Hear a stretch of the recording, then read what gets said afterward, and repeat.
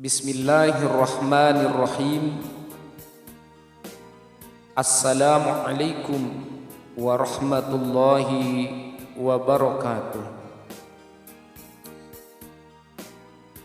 Para sahabat channel YouTube Lombok Keren, tahukah kalian ternyata setan atau iblis memiliki nama dan tugas masing-masing dalam menggoda setiap manusia. Ya, seperti yang diketahui dalam Islam bahwa iblis atau setan merupakan makhluk Allah Subhanahu wa Ta'ala yang diberi ketangguhan untuk menyesatkan manusia sampai akhir zaman. Keberadaannya pun akan terus mengganggu dan menjerumuskan setiap orang ke dalam perbuatan dosa. Mulanya iblis merupakan penghuni surga, akan tetapi karena sikap sombongnya yang tak mau bersujud pada Nabi Adam alaihi salam, lantas Allah Subhanahu wa Ta'ala mengusirnya dari surga. Hingga dunia ini tujuan iblis atau setan yakni satu: berusaha menggoda umat manusia untuk menjauhkannya dari jalan Allah Subhanahu wa Ta'ala. Para sahabat, dimanapun kalian berada yang dimuliakan Allah Subhanahu wa Ta'ala, meski memiliki peran sama, yakni menggunakan tipu dayanya untuk menyesatkan manusia, ternyata setan atau iblis memiliki tugas yang berbeda. Seperti apakah kelompok setan yang tak henti menggoda setiap manusia? Berikut nama-namanya. Yang pertama, namanya adalah Zalambur.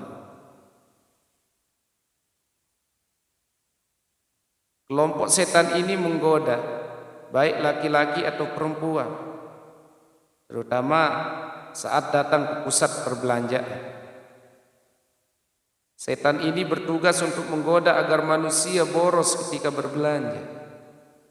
Apabila kita tak sadar setelah belanja yang tak sebetulnya dibutuhkan, maka berhati-hatilah, berarti setan ini terus menggoda untuk lapar mata. Tak hanya itu, Zalambur juga menggoda para pedagang agar melakukan tindak penipuan atau kecurangan saat bertransaksi dengan pembelinya. Yang kedua, Dasin. Setan Dasin akan terus menggoda perut manusia agar tak pernah merasa kenyang. Kemungkinan bisa terjadi karena kita makan tidak melafalkan doa terlebih dahulu. Oleh karena itu, sebelum melahap makanan dianjurkan untuk berdoa. Jika tidak, maka setan Dasim akan ikut makan karena ia menggoda untuk berbuat rakus dan tamak. Yang ketiga, Wasnam.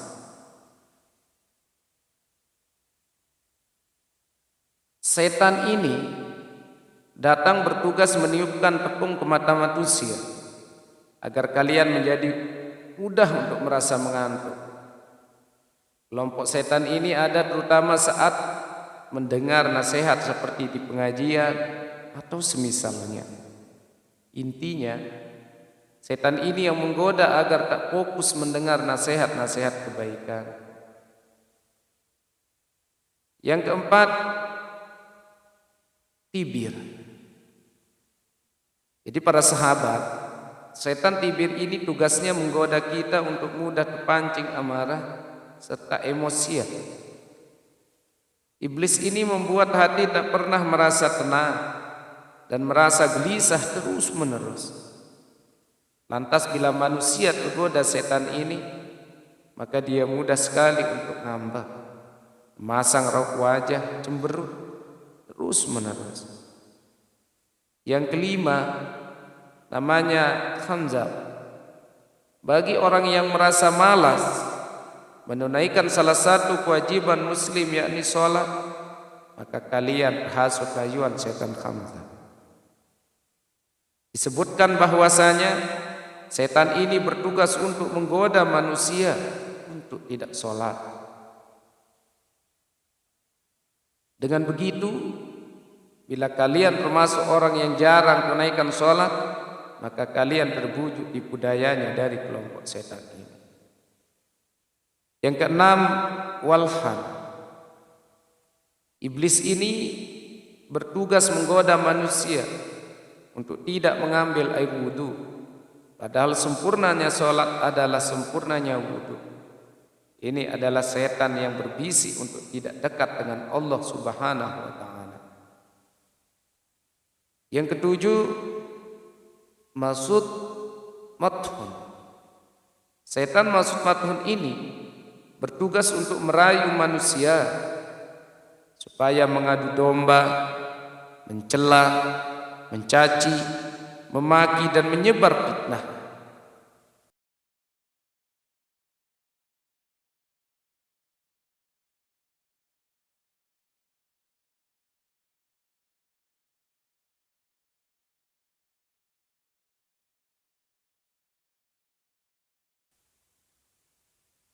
Oleh sebab itu, hendaklah kita berhati-hati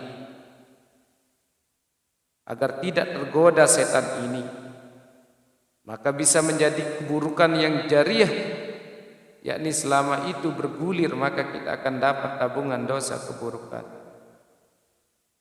Bagi kita yang suka berkumpul dengan teman-teman lalu gibah tentang keburukan orang lain, bisa jadi maksud mathun ada di sekitar kalian dan sedang mengganggu.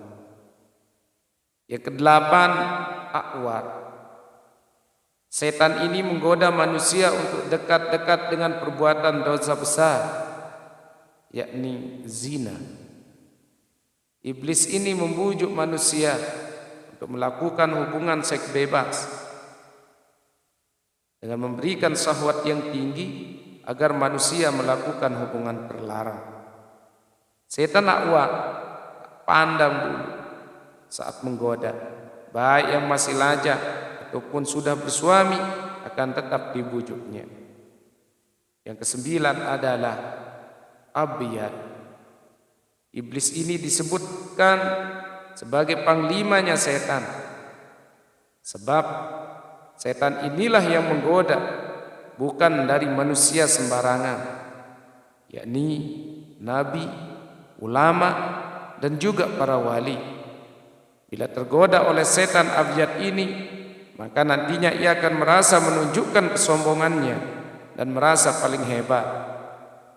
Para sahabat rahimakumullah, jadi itulah 9 nama setan atau iblis yang selalu menggoda umat manusia dari berbagai kesempatannya. Namun kita bisa mengalahkan tipu dayanya dengan rutin memanjatkan doa dan mohon perlindungan dan beribadah kepada Allah Subhanahu wa ta'ala. Jadi mudah-mudahan kita selalu berdoa kepada Allah Subhanahu wa ta'ala. Mudah-mudahan kita semua bersama seluruh keluarga kita dijauhkan dari rayuan dan godaan iblis setan yang terkutuk. Jadi demikian para sahabat rahimakumullah. Assalamualaikum warahmatullahi wabarakatuh.